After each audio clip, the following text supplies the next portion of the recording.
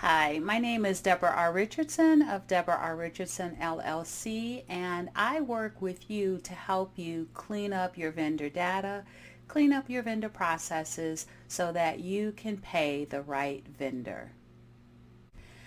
This week's Vendor Master File Tip of the Week is new scam alerts. And new scam alerts will be the topic of every last Tuesday of the month to keep you and your team up to date on the latest scams. I have two here, but be sure to use the link in the description to find more new scam alerts and to sign up to be alerted whenever I post them. And here lately, it's been multiple new scam alerts posted per week. Now, the first new scam alert is business email compromise, or BEC, target selection using Google Forms. Well, what is that?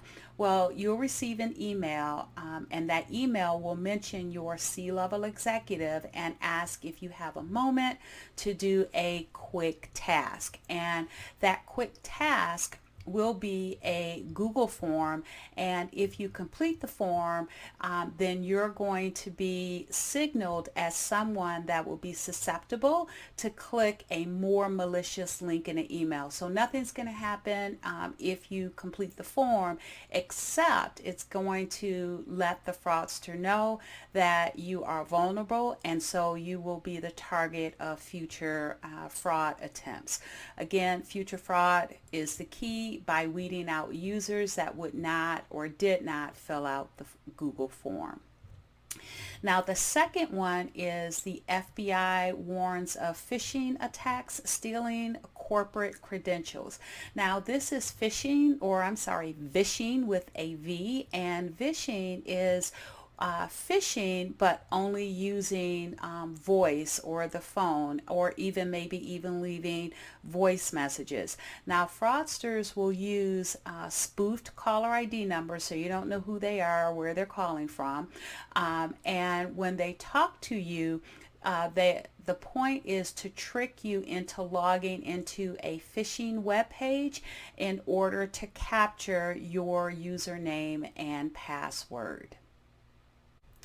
Now, to combat both of these new scams, I do have a separate video on authentication, and I'll put it somewhere on the screen at the end of this video.